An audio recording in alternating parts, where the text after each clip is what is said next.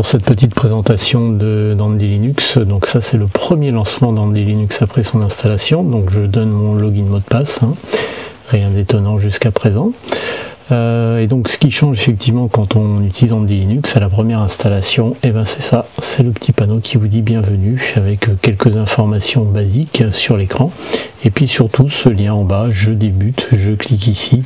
Donc bon, bah effectivement pour le grand débutant, c'est quelque chose d'extrêmement intéressant.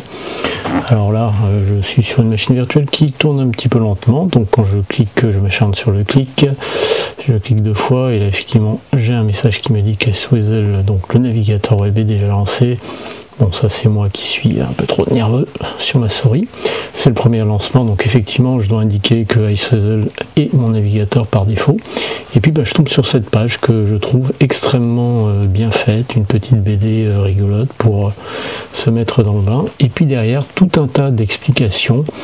Donc l'informatique simplifiée, donc avec des choses qui sont extrêmement basiques, hein, parce qu'on voit les clics de souris, molette du milieu, droit, gauche, des petites animations hein, qui montrent par exemple ici un glisser-déposer.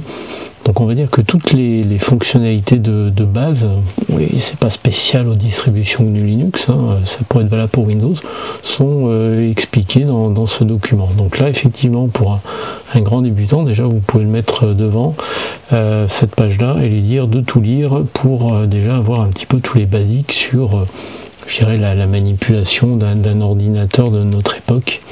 Voilà. Donc pas mal d'explications, ça c'est vraiment extrêmement positif.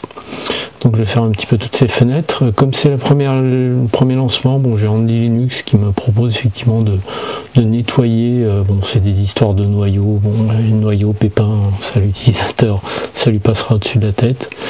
Voilà, il va probablement suivre effectivement les consignes qui lui sont données, et ça c'est bien qu'il soit guidé. Hein. Bon, voilà, on va laisser l'opération se réaliser. Des petits messages techniques, bon, on va dire qu'il y a une petite barre de progression, ça ne doit pas affoler normalement notre utilisateur, cette partie-là. Et puis bon, il est fort probable que dans son dos, de toute façon, il y aura le geek qui lui aura amené le CD pour installer la machine, donc de toute façon, il ne sera pas seul. Donc voilà, bah ici le nettoyage est terminé, je vais valider dès que ma machine veut bien. Voilà, et puis voilà un petit message pour me remercier d'avoir installé Andy Linux, puis me dire que bah effectivement, est-ce que je vais faire des mises à jour. Voilà, bah, je vais dire oui, merci, votre mot de passe vous sera demandé. Enfin oui, les messages sont extrêmement complets, c'est quand même bien pensé pour l'utilisateur lambda, et ça c'est effectivement bah, le gros argument d'Andy Linux aujourd'hui. Voilà pour ce premier lancement.